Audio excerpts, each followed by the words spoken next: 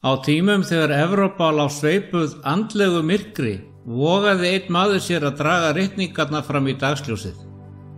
Þeir kölluðu hann morgunstjörnu siðbótarinnar, en óvinir hans kölluðu hann villutrúamann. Þrátt fyrir hótanir fangelsisvist, pyntingar og dauða barðist hann fyrir einni róttækri hugmynd. Orð Guðs tilheyrir öllum. Vertu vitni að neistanum sem kveikti byltingu. Leit John Wycliffe til að frelsa Biblíuna úr aldalangri ánauð. Vegna þess að þegar sannleikurinn leystur úr læðingi, getur engin kraftur á jörðinni þagga niður í honum. Eftir Valdersa ríkti tími djúpstæðs andlegs myrkurs yfir Evrópu. Fáar biblíur voru til og jafnvel þær voru læstar inni í fornum tungum latínu, grísku og hebresku. Tungumál sem venjulegt fólk gat hvorki lesið né skilið. Kirkjan, sem var sveipuð því valdi sem hún fékk frá biblíunni, hélt algerri stjórn og túlkaði ritninguna eftir tilgangi sínum. Orð Guðs var hulið fjöldanum, líkt og fjársjóður grafinn djúpt undir lögum hefðar og hjátrúar. Samt vildi Guð í óendanlegri miskunn sinni ekki leyfa að orð hans yrði þagga niður að eilífu. Þó að nóttin virtist endalaus, heyrðust dögunar hvísl. Guð hrærir hjörtu karla og kvenna og dróð þau til að leita sannleikans eins og maður leitar að dýrmætu gulli. Ritningarnar voru ekki alveg glataðar, þótt þær væru huldar mörgum. Guð hafði varveitt þær og á fullkominni tímasetningu hóf hann að afhjúpa sannleikan hið innra. Eins og fangar sem leystir voru undan járnliðum myndi hinn helgu orð brátt brjótast fram til að lýsa upp hjörtu og huga. Á 14. öld var tíminn kominn fyrir ótrúlega breytingu. Þetta var ekki tilviljun, heldur guðlegur ásetningur. Það var á þessari öld vakningar sem rödd kom fram, rödd sem myndi hrista undirstöður rótgróins kerfis. Í Englandi reis upp John Wycliffe, oft kallaður morgunstjarna siðbótarinnar, til að boða nýja tíma. Hann var engin venjulegu maður, heldur útvalinn af Guði til að greiða veginn fyrir frelsun þeirra sem voru fjötraðir af fáfræði og ótta. Frá æsku var Wycliffe knúinn áfram að óseðjandi þorsta eftir þekkingu. Hann fæddist í hjarta Englands og ólst upp í landi þar sem andlega þarfir fólksins hrópuðu á lík. Wycliffe var trúrækinn fræðimaður og hellti sér í öll fræðisvið. Skólaheimspeki, kirkjuréttur, borgararéttur og sérstaklega lög eigin lands. Snilld hans og þrotlaus leit hans að sannleikanum gerði hann að leiðarljósi síns tíma. En það voru ekki bara gáfur hans sem aðgreindu hann, það var lotning hans fyrir Guði. Ótti drottins upp af þekkingar. Og Wycliffe var dæmi þessa reglu í hverju skrefi ferða sinnar. Hann naut virðingar bandamanna og vakti ótta óvina sinna, því þeir gátu ekki vísað á bug styrk röksemdafærslu hans eða heillindum persónuleika hans. Þjálfun hans á unga aldri var öflugt vopn í orrustinni miklu framundan og gerði hann í stakk búinn til að ögra bæði guðfræðinlegum villum kirkjunar og kúgandi borgaralegum kerfum sem samtvinnuð voru henni. Hugrekki Wycliffe til að mótmæla valdi rómversku kirkjunar var fordæmalaust. Hann sá að kirkjan hefði vilst langt frá kenningum Krists, skipt út sannleika Guðs fyrir mannlegar hefðir og beitt andlegu valdi til að stjórna fjöldanum. Þessi skilningur kveikti neista innra með honum, heilaga óánægju sem leyfði honum ekki að þegja. Hann hóf baráttu ekki aðeins fyrir sína eigin þjóð, heldur fyrir allan kristna heiminn og ruddi brautina fyrir frelsun einstaklinga, kirkna og jafnvel þjóða og greipum Rómar. Það var eins og Guð sjálfur hefði undirbúið Wycliffe einmitt fyrir þessa stund í sögunni. Víðtæk menntun hans og djúp trú unnu saman eins og tannhjól klukku og snerist í fullkomnu samræmi í guðlegum tilgangi. Hann skildi ritningarnar skýrt og gat afhjúpað villu kirkjunnar með nákvæmni. Hvert orð hans hafði vægi og áræðni hans skók sjálfstraust þeirra sem héldu fast í manngerð valdkerfi sín. Og samt saga Wycliffe ekki aðeins vitsmuni eða uppreist, það saga forsjón Guðs. Þó að Biblían væri af skornum skammti, þó hún væri sveipuð fornum tungumálum og haldið utan seilingar aldir, var andi Guðs á hreyfingu. Þar sem Wycliffe stóð á þröskuldi sögunar varð hann ílát sem ljós orðs Guðs myndi byrja að skína í gegnum á ný og brjótast í gegnum þrúgandi myrkur eins og fyrstu geislar dýrlegar sólarupprásar. Tíminn var kominn til að Biblían talaði til allra hjartna á tungumáli sem þeir skildu og Wycliffe myndi leiða stjórnina í þessu helga trúboði. Þetta var ekki tilviljunarverk eða aðeins mannleg viðleitni.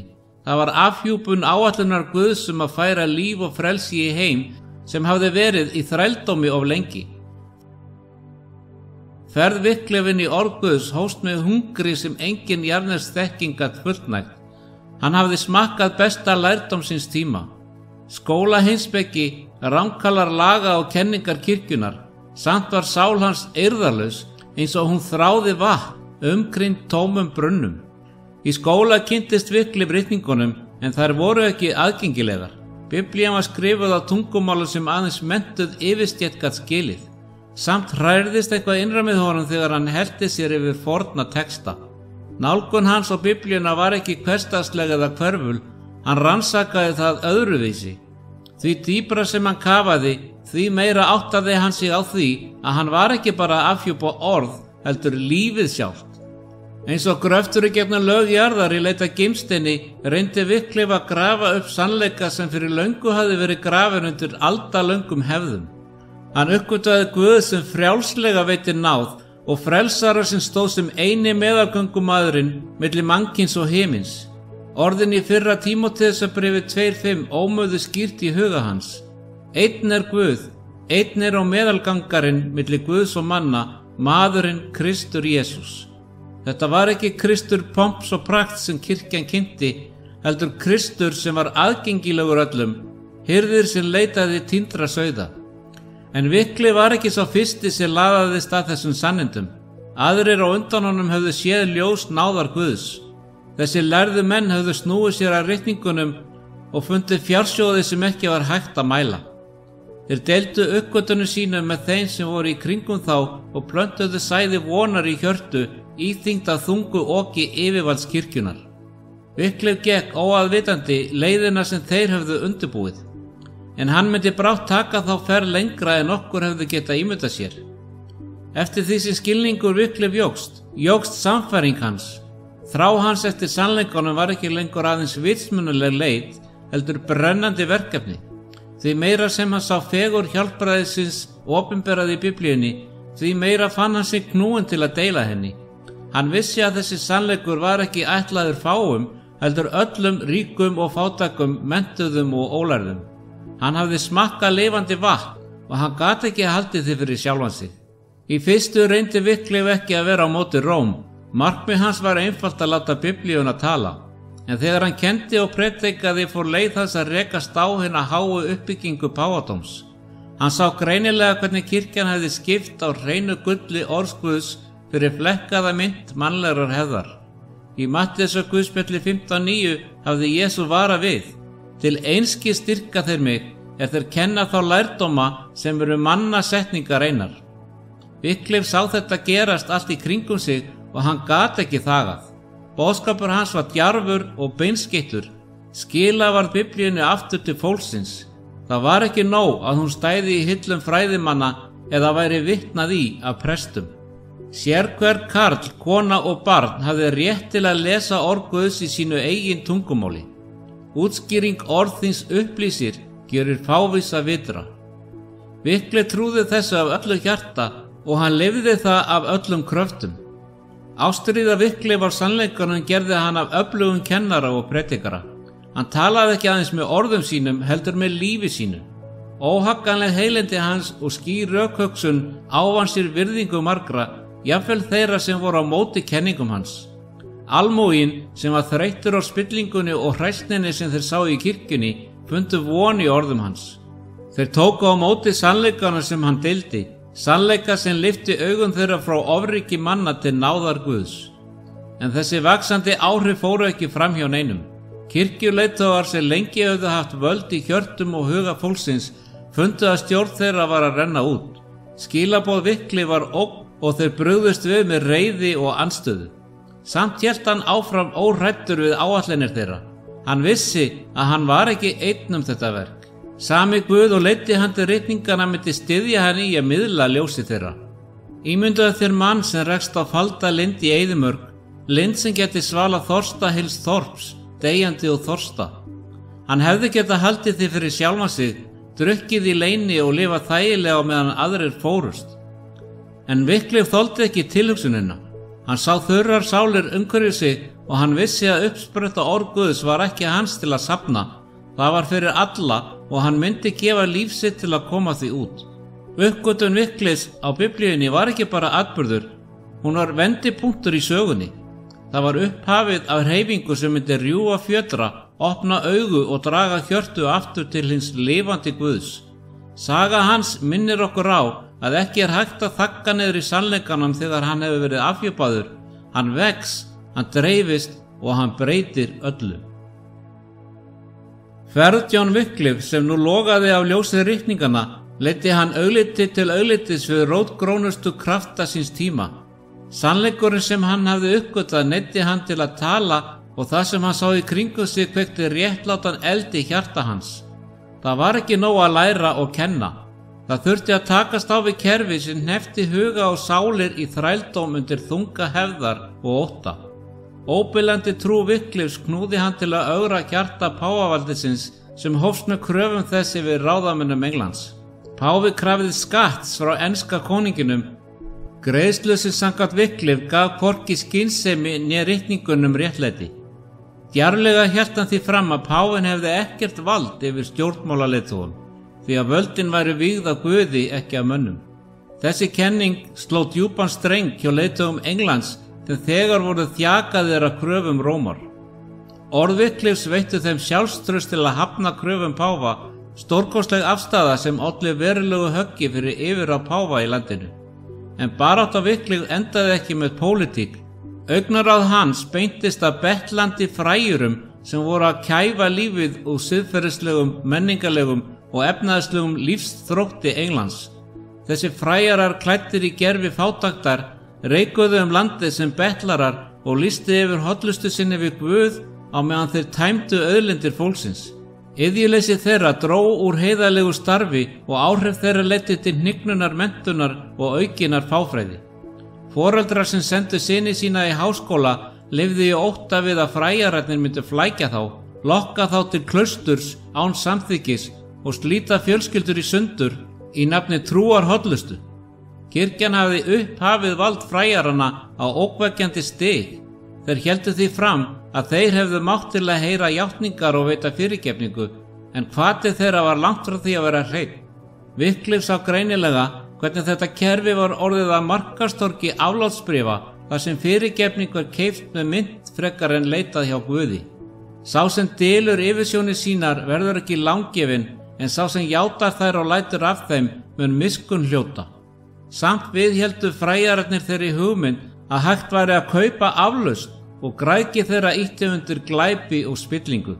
Framlög sem ætluð voru til að annars sjúka og fátæka var streymt í vasa fræjaranna á meðan þeir lifðu í luxus fjarri þjáningunum sem þeir sögðust lina. Wycliffe lét sér ekki nægja að afhjúpa hræsni þeirra. Hann sló á rót valds þeirra og lýsti því yfir að valdið til að fyrirgefa syndir tilheyri Guði einum. Páfinn og prestarnir, hélt hann fram, væru ekki færari að veita fyrirgefningu en nokkur annar maður. Þetta var djörf fullyrðing, því hún tók í sundur allt kerfi andlegra og stundlegra yfirráða sem kirkjan hafði byggt upp. Hótunar og blekkingar aðferðir fræjaranna dýpkuðu aðeins staðfestu Wycliffe. Þeir skemmtu fjöldanum með sögum og þjóðsögum og sannfærðu fólk að trúarleg skylda væri takmörkuð við að tilbiðja dýrlinga, beygja sig fyrir valdi páfa og gefa kirkjunni peninga. En Wycliffe sá í gegnum blekkinga þeirra. Hann vissi að þessi grunnhyggnu ytri trúarbrögð héldu fólki í myrkri fjarri sannleika fagnaðaræðisins. Til að bregðast við því byrjaði hann að skrifa og dreifa blöðum, einföldum en kraftmiklum boðskap sem kallaði fólk aftur til Biblíunnar, hinar sönnu uppsprettur ljós í lífinu. Viðleitni hans bar ávöxt. Þegar fræjararnir ferðuðust sveitina og seldu náðun páfa, fóru fræ efans að spíra í hjörtum fólksins. Væri virkilega hægt að kaupa fyrirgefningu? Væri hægt að færa náð Guðs sem gefin svo frjálslega fyrir tilstilli Jesú Krist niður á einföld viðskipti. Fólki fór að efast og efasemdir þeirra leiddi það að Biblíunni einmitt þeirri niðurstöðu sem Róm hafði reynt að forðast. Rödd Wycliffe var það samstöðu hrópi fyrir þá sem þrá frelsi bæði andlegt og veraldlegt. Hann opinberaði græðgi og spillingu í hjarta kerfisins og afhjúpaði það sem afbökun á fordæmi Krists.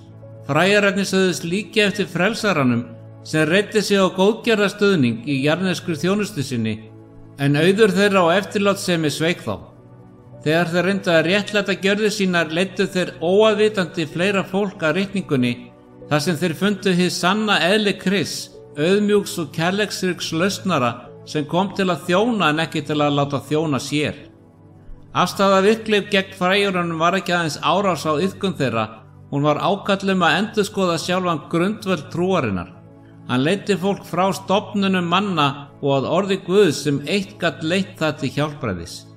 Þetta var kjarninn í hlutverki hans, ekki að taka þátt í endalausum deilum, heldur að benda fólki á Biblíuna þar sem það gæti hitt hinn lifandi Guð sjálft. Með því að ögra fræjurunum og páfakerfinu sló Wycliffe högg ekki aðeins gegn spillingu, heldur gegn fjötrum sem bundu milljónir. Hann lét sér ekki nægja að endurbæta yfirborðið, hann reyndi að afhjúpa og uppræta djúpa villu sem hafði náð fótfestu í gegnum aldirnar. Og þótt öflin gegn honum varu ógnvekjandi, stóð Wycliffe staðfastur, leiddur af óhagganlegum sannleika orðs Guðs. Hugrekki hans og sannfæring átti eftir að bergmála í gegnum aldirnar og lýsa leiðina fyrir ótal aðra til að fylgja.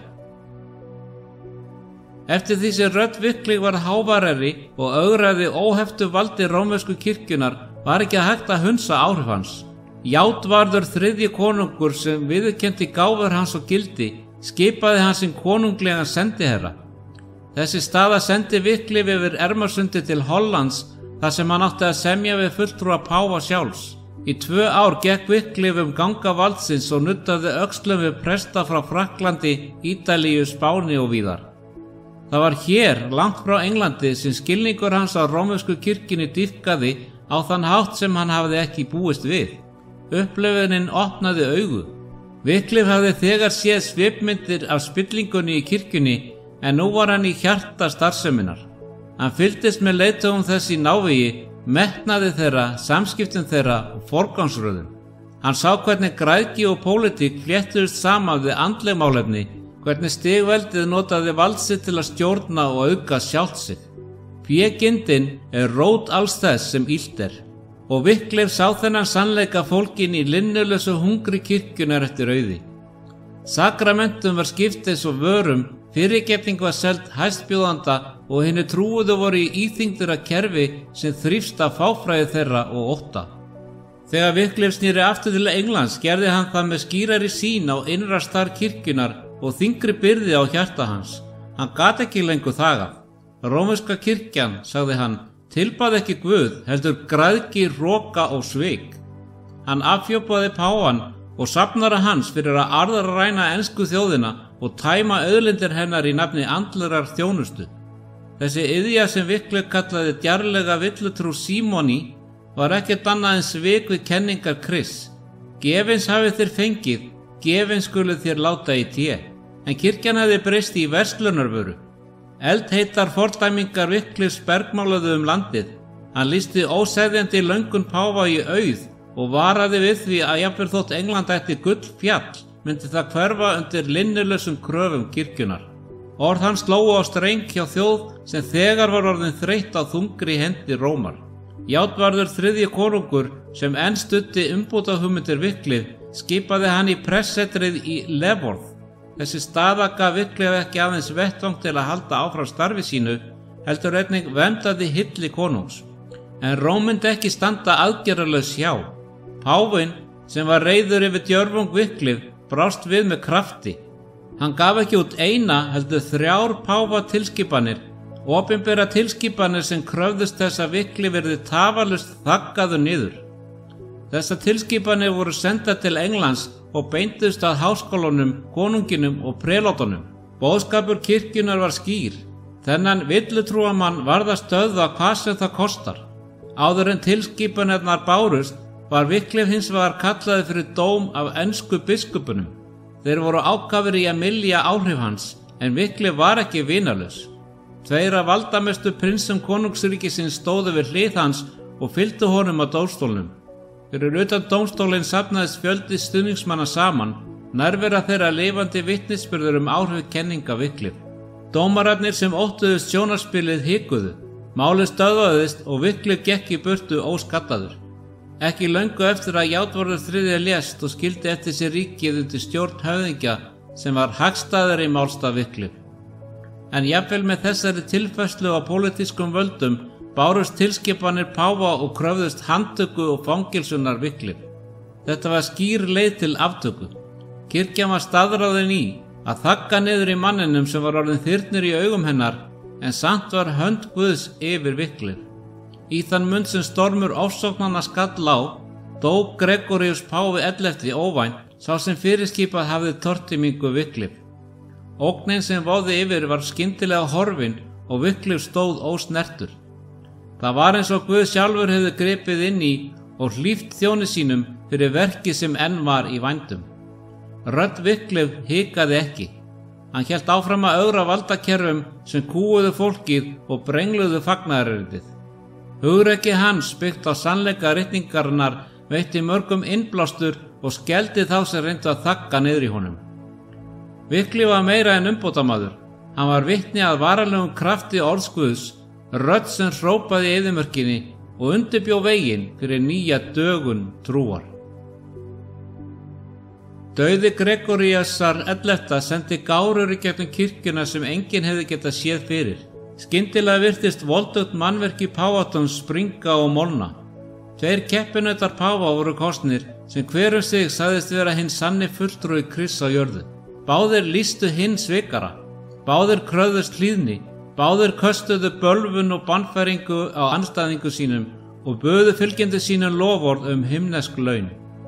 Einingin sem Róm hafði stært sig af aldir var nú opinber vígvöllur stolts og valds. Fyrir John Wycliffe opinberaði þessi klofningur það sem hann hafði lengi greint í ritningunum. Af ávöxtum þeirra skulu þér þekkja þá. Ávöxtur páfadómsins sem afhjúpaður var fyrir heiminum var ekki friður eða eining, heldur sundrung, spilling og græðgi. Wycliffe hikaði ekki við að tjá sig. Með hugrekki og sannfæringu benti hann á hræsni páfana tveggja sem fordæmdu hver annan sem andkrist. Guð, sagði hann, vildi ekki framar leyfa fjandanum að ríkja í einum slíkum presti, heldur skipti honum á milli tveggja svo að menn gætu auðveldlega sigrast á þeim báðum. Fólki fór að sjá með eigin augum eðli þeirra stofnunar sem það hafði lengi treyst. Mitt í þessari ringulreið hélt Wycliffe áfram með verkefni sitt. Klofningurinn veitti honum frest frá linnulausum árusum óvinna sína. Á meðan keppinauta páfarnir börðust yfirráð, notaði Wycliffe tíman til að einbeita sér að því sem raunverulega skipti máli, að kenna fólki Jesú, friðarhöfðingjan. Hjarta hans brann af löngun til að deila sannleikanum sem hafði umbreytt lífi hans. Hann predikaði sleitulaust, ekki aðeins í leforsókninni, heldur bæi og þorp Englands. Wycliffe starfaði ekki einn. Innblásinn af sín sinni skipulaði hann hóp auðmjúkra en hugrakra predikara sem myndu færa fólkinu fagnaðarerindið. Þessir menn, síðar þekktir sem Lollards, fluttu boðskapinn kærleika Guðsinn í hvert horn landsins. Þau fóru inn á heimili aldrara og sjúkra og veittu huggun og von. Hinnir fátæku sem höfðu gleymst af kirkjunni heyrðu nú orð Krists: Komið til mín, allir þeir sem erfiðið hafið og þungabyrðar, og ég mun veita yður hvíld. Hjarta Wycliffe þráði ekki aðeins að predika sannleikann, heldur að koma honum í hendur sérhvers karls, konu og barns í Englandi. Biblía læst í fornum tungumálum latínu og grísku var almúganum ráðgáta. Wycliffe vissi að þetta var ekki hönnun Guðs. Ritningunum var ætlað að vera lampi fóta og ljós á vegi. Ekki fjarsjóður falinn á bak við veggi, hefðar og tungumáls. Sem prófessor í guðfræði við Oxford hafði Wycliffe þegar hlotið titilinn Guðspjalla læknirinn fyrir hollustu sína við að kenna orð Guðs trúfastlega. En hann vissi að kennsla hans ein og sér var ekki nóg. Fólki þurfti á biblíur að halda á sínu eigin tungumáli, á tungumálinu sem það talaði heima og á ögrunum. Wycliffe hóf það stórkostlega verkefni að þýða ritninguna yfir á ensku. Það var kærleiks starf knúið áfram af þeirri samfæringu að orð Guðs geti rofið keðjur fáfræði og kúgunar. Þetta verk var ekki lítið verkefni. Hverja síðu þurfti að þýða nákvæmlega og hver lína þurfti að endurspegla sannleika boðskapar Guðs. Wycliffe vissi að kirkjan myndi standa hart gegn honum, en hann hélt áfram og treysti á fyrirheit Guðs. Eins er því farið með mitt orð, það er útgengur af munni mínum. Það hverfur ekki aftur til mín við svo búið. Biblía Wycliffe var ekki bara bók, það var frelsis yfirlýsing. Það lýsti því yfir að sérhver trúaður hefði rétt til að lesa og skilja orð Guðs fyrir sig. Það lýsti því yfir að hjálpræði væri fyrir trú á Jesú Krist, ekki með fyrirbæn presta eða kaupum á afláti. Hún lýsti því yfir að kærleikur Guðs og náð var í öllum boðin sem leituðu hans. Þegar eintök á ensku biblíunni fór að berast voru viðbrögðin yfirþyrmandi. Sumar fjölskyldur drógu fjármagn sitt til að kaupa eitt eintak á meðan öðrum þótti vænt jafnvel lítinn hluta ritninganna. Orð Guðs var ekki lengur fjarlægur fjarsjóður. Það var lifandi og talaði til hjörtu fólksins á þeirra eigin tungumáli. Kirkjan sem þegar var veik af innri deilum sínum stóð nú frammi fyrir enn meiri áskorun. Biblía Wycliffe og trúfasti predikarar hans dreifðu ljósi sem engin tilskipun eða hótun gat slökkt. Fræjum siðbótarinnar hafði verið sáð og þó að vegurum framundan yrði fullur af raunum var sannleikurinn á sigurgöngu. Wycliffe með óbilandi hugrekki og hjarta sem var fast á dýr Guðs hafði sett af stað hreyfingu sem myndi bergmála yfir kynslóðir.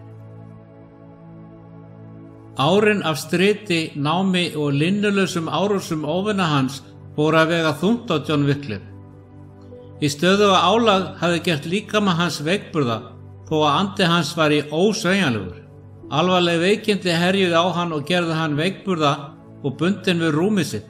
Fréttir af ástandi hans breytust hratt út og fræjararnir, þessi bitru andstæðingar sem hann hafði óttalaust afhjúpað, sáu tækifæri sitt. Þeir voru vissir að þetta væri endalok villutrúamannsins, að nú veikburða og frammi fyrir dauðanum myndi Wycliffe afneita kenningum sínum og biðja fyrirgefningu. Með grimmum ákafa söfnuðust 4 fulltrúar frá fræjurunum ásamt 4 borgarlegum embættismönnum saman við rúm hans. Loftið í herberginu var þykkt af eftirvæntingu þar sem þeir hölluðu sér yfir hinn sjúka siðbótamann.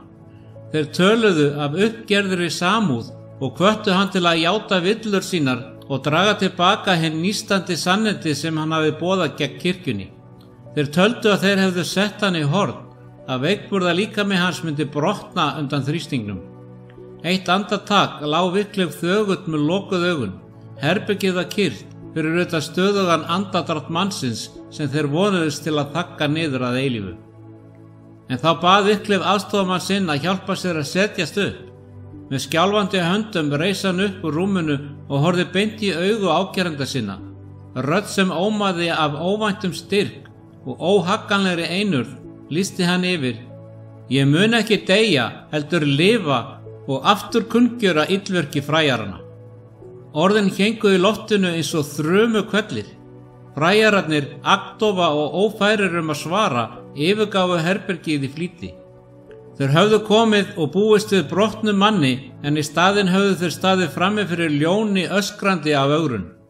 Wycliffe stóð við orð sín og náði sér af veikindi sínum. Eldurinn sem brann innra með honum virtist aðeins styrkjast. Af endurnýjaðri ákveðni einsetti hann sér að ljúka því verki sem hann vissi að myndi slá mesta höggi gegn harðstjórn Rómar, þýðingu biblíunnar á ensku. Fyrir Wycliffe var þetta ekki aðeins fræðilegt verkefni, það var verkefni að koma ljósi inn í dimmustu horn Englands.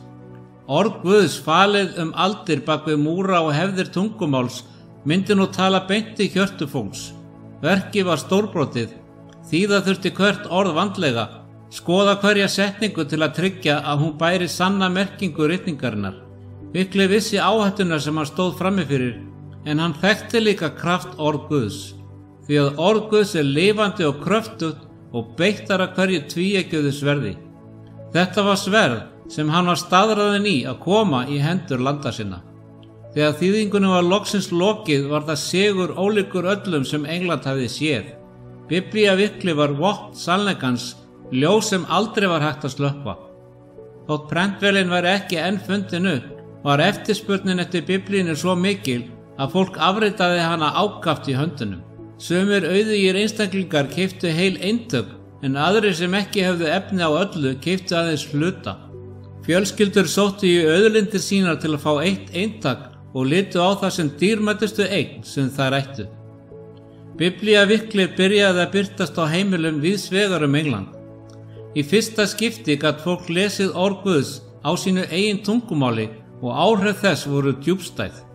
Þegar ritningarnar voru rannsakaðar og þeim deilt voru hjörtu hrærð, hugir opnaðir og líf umbreytt. Kenningar hjálpræði fyrir trú á Krist og endalegt vald ritninganna breyttist út eins og eldur í sinu. Því að af náð eru þér hólpnir orðnir fyrir trú. Þetta er ekki yður að þakka, það er Guðs gjöf. Þessi orð sem einu sinni voru falin ómuðu nú í hjörtum fólksins. Predikarar Wyclifs, Lollards, fluttu boðskapinn enn lengra og dreifðu bæði Biblíum og ritum hans til allra horna landsins.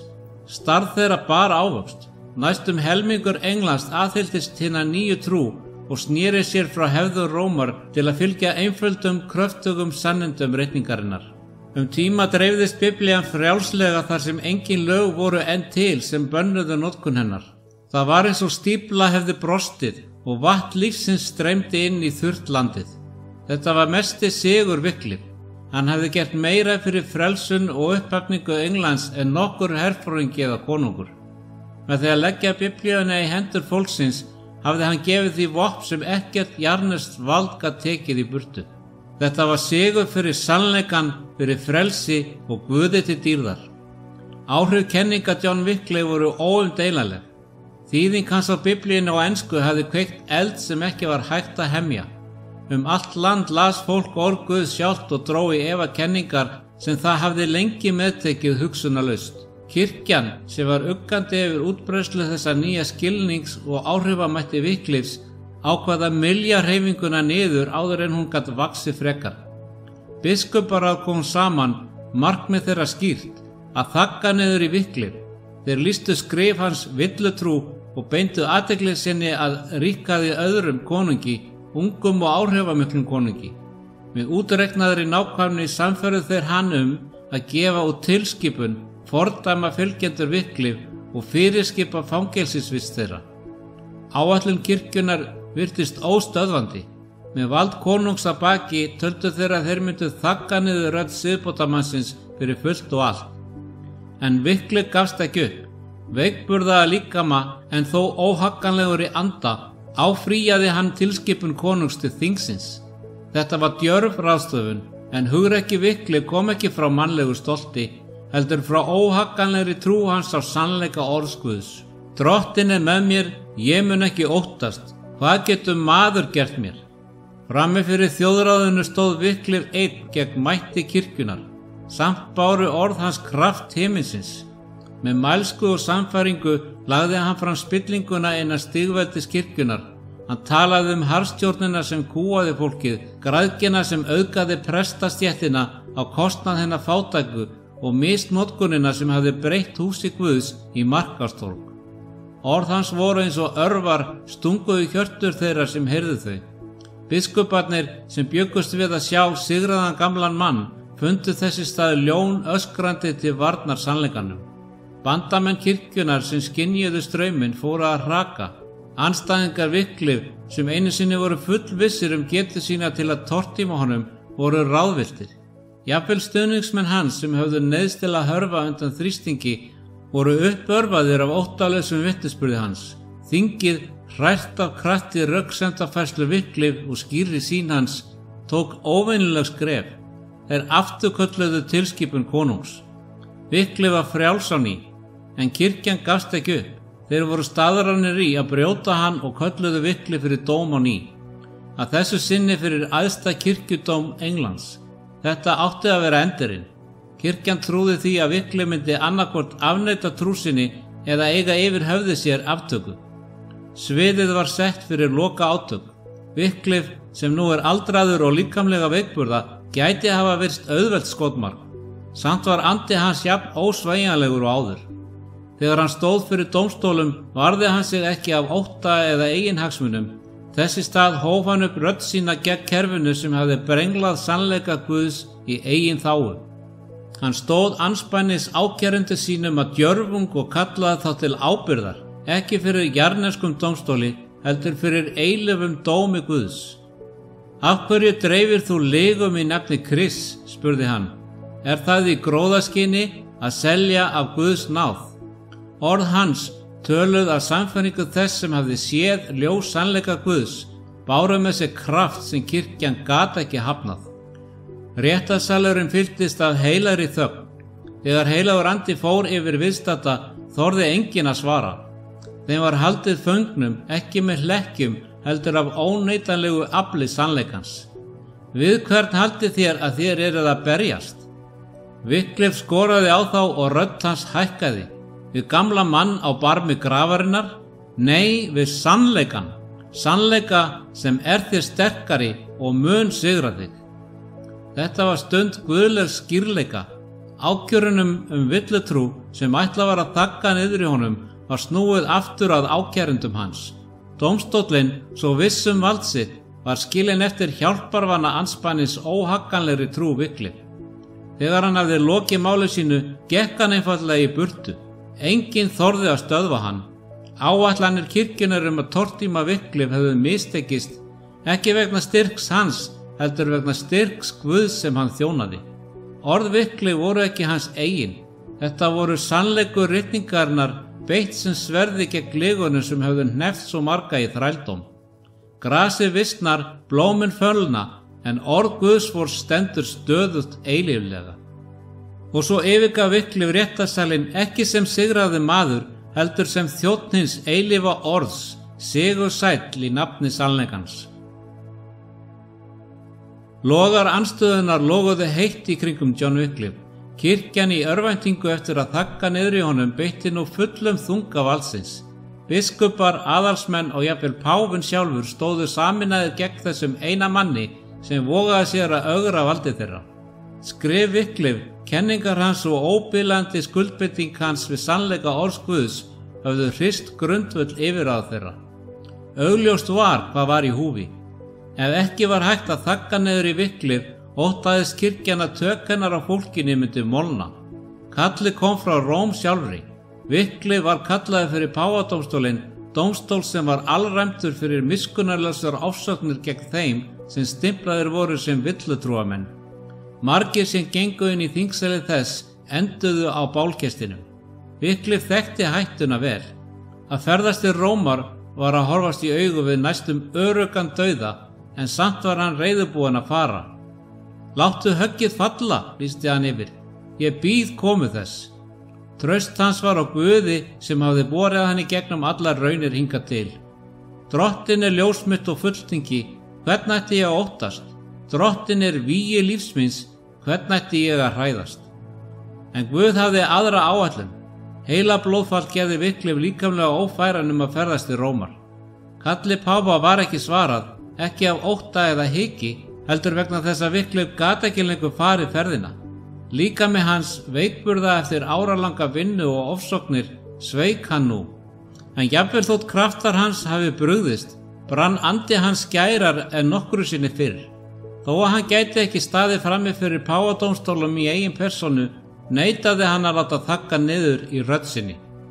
Þess í stað tók hann upp penna sinn og skrifaði beint til páfans.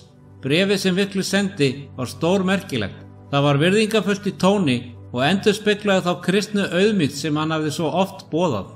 En hún var líka kröftug ávítun sem stakki gegnum hroka og spillingu páfadómsins með hvössum sannleika.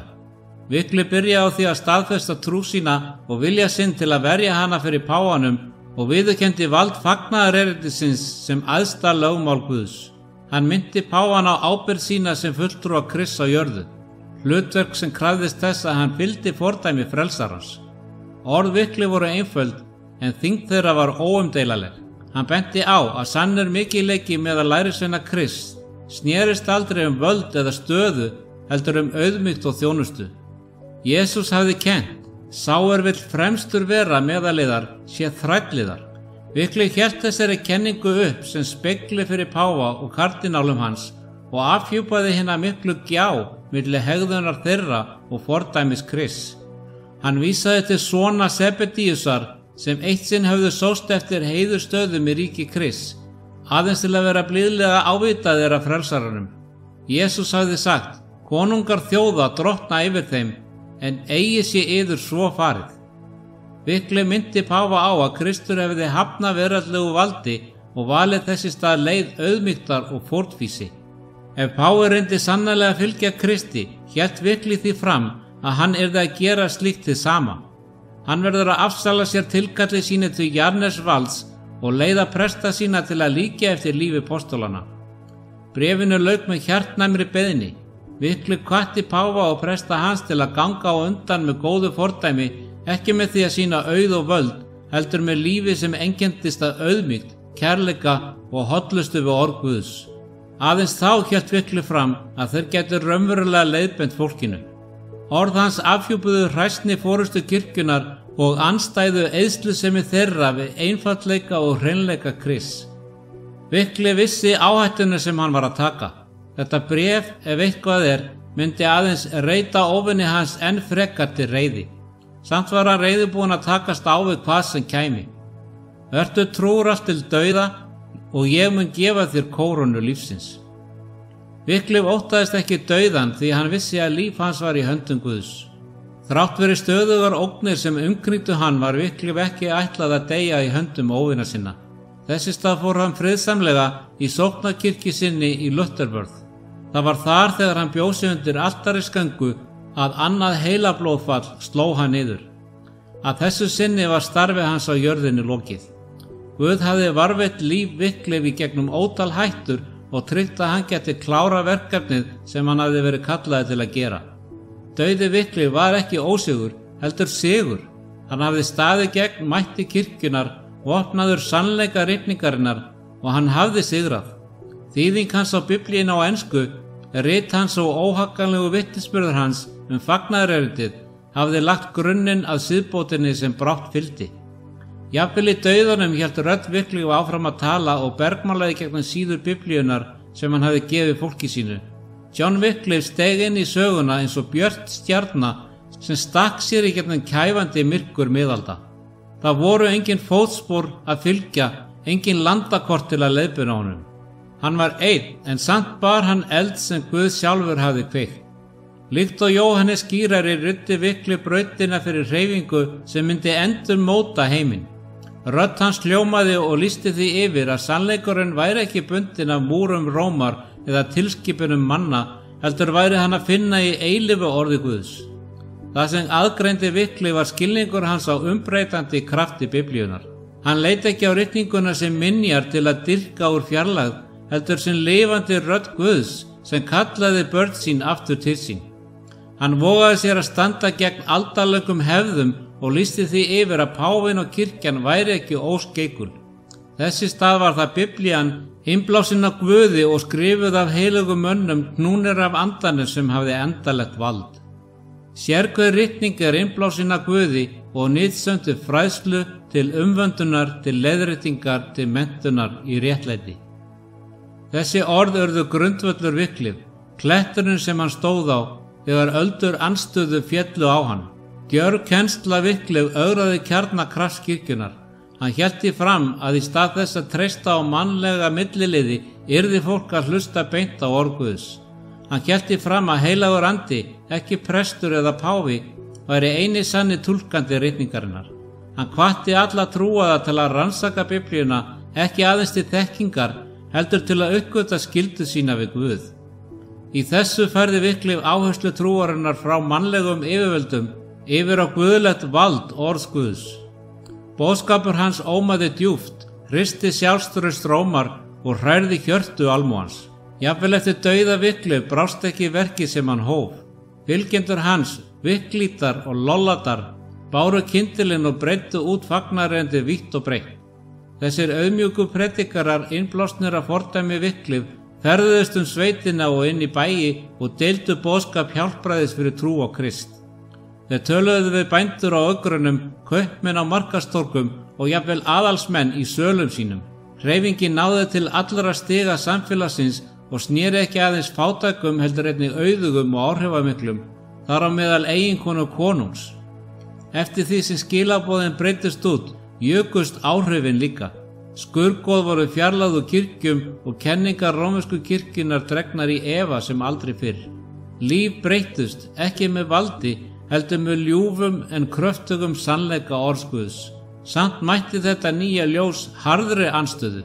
Enskir konungar sem voru ákafir í að styrkja tengsl sín við Róm leystu úr læðingi straum ofsókna. Í fyrsta skipti í sögu Englands voru fylgjendur fagnaðarerindisins brenndir á báli. Píslarvottur eftir píslarvott stóð frammi fyrir logunum og kaus að deyja frekar en að afneita sannleikanum sem þeir hefðu tileinkað sér. Þeir sem lifðu af voru reknir neðanjarðar, stimplaðir sem óvinir kirkjunar og svikarar við krúnuna. Þeir predikuðu í leyni, oft með mikilli persónulegri áhættu. Þeir fundu skjól á heimilum fátækra sem tók á móti þeim með opnum hjörtum. Stundum neyddust þeir til að fela sig í hellum þar sem bænir þeirra og sálmar bergmáluðu við steinveggi. Þrátt fyrir linnulausar ofsóknir héldu þeir áfram að boða fagnaðarerindið, trú þeirra órofin. Hræðist ekki þá sem líkamann deyða, en fá ekki deytt sálina. Þessi orð urðu styrkur þeirra þegar þeir stóðu frammi fyrir ólýsanlegum raunum. Logar ofsóknanna geisuðu áfram, en ljós sannleikans neitaði að slökkna. Dauði viklið markaði hvorki endalag verka hans né þöggun á rödd hans. Þess í stað kveiktu kenningar hans friðsamlega en ákveðna andspyrnu sem spannaði aldir. Allt England og víðar stóðu trúfastir trúaðir, innblásnir af sín viklið, staðfastir gegn yfirþyrmandi öldu spillingar og kúgunar sem stafaði frá rómversku kirkjunni. Þessir frumkristnu menn, oft kallaðir lollardar, höfðu ekki fullkominn skilning á öllum sannleika. Samt héldu þeir fast í orð Guðs á kærleika og hollustu sem brann skært í hjörtum þeirra. Eins og lærisveinar til fórna fundu þeir gleði í því að fórna öllu fyrir Krist. Margir létu á hendi heimili sín, lönd og lífsviðurværi og héldu þess í stað fast í loforðið: vertu ekki hrædd litla hjörð, því að föður yðar hefur þóknast að gefa yður ríkið. Fyrir þá sem gátu verið áfram á heimili sínum gerðu þau að greiða stað. Ofsóttir bræður og systur fundu skjól, hlýju og öryggi innan veggja þessara fábrotnu helgidóma. En eftir því sem ofsóknirnar urðu harðari voru margir hraktir í útlegð og urðu útskúfaðir í landinu sem þeir kölluðu eitt sinn heimaland. Þeir flúðu inn í skóga, hella og afskekkta staði og báru með sér dýrmætan sannleika fagnaðarerindisins. Fyrir hverja fjölskyldu sem neyddist til að tvístrast, fyrir hvert þorp sem var svipt sínum trúfastu, sáði vitnisburður þolgæði þeirra fræjum trúar í hjörtu annara. Jafnvel eftir að kenningar Wyclifs höfðu skotið rótum í hjörtum þúsunda, gat hatur rómversku kirkjunnar ekki stöðvast. Meira en 40 árum eftir dauða hans reyndi Konstans ráðið að þurrka út áhrif hans í eitt skipti fyrir öll. Þeir skipuðu að bein hans yrðu grafin upp, brennd og öskunni dreift í nærliggjandi læk. Þetta var táknræn hefndaraðgerð, tilraun til að afmá minningu mannsins sem hafði vogað sér að ögra valdi þeirra. En þessi verknaður sem ætlaður var til niðurlægingar var aðeins til þess að magna upp arfleið hans. Gamall rithöfundur fagnaði kaldhæðninni í verki þeirra. Þessi lækur hefur flutt ösku sína í Avon í Severn, þaðan í meginhafið, og þannig er askan af Wyclif tákn kenningar hans sem nú dreift allan heim. Örvæntingafull tilraun kirkjunnar til að eyðileggja minningu Wyclif var tákn hvernig kenningar hans höfðu breiðst út England, borin af straumum tímans og höndum forsjónarinnar. Gáru áhrif verka Wyclif langt út fyrir heimaland hans. Í bæheimi las ungu fræðimaður að nafni John Huss rit Wyclifs og heillaðist að sannleika þeirra. Innblásinn af hugrekki og samfæringu Wyclif byrjaði Huss að véfengja villur rómversku kirkjunnar í eiginlandi. Hann stóð líka frammi fyrir hörðum ofsóknum, en viðleitni hans lagði grunninn að umbóta hreyfingum sem áttu eftir að breiðast Evrópu. Fræin sem Wyclif gróðursetti í Englandi spruttu upp í uppskeru trúar í löndum vítt og breitt. Guð var að vinna í gegnum þessa atburði til að greiða veginn fyrir eitthvað miklu stærra en nokkur geti ímyndað sér, siðbótinni miklu. Úr ösku rauna viklið og píslaváttar dauða þeirra sem fylgdu honum var nýr kafli í sögu trúarinnar að fara að þróast. Það sem hófst með sannfæringu eins manns að snúa aftur til Biblíunnar myndi brátt hrista grundvöll kirkjunnar og færa heiminn nær ljósi sannleika Guðs.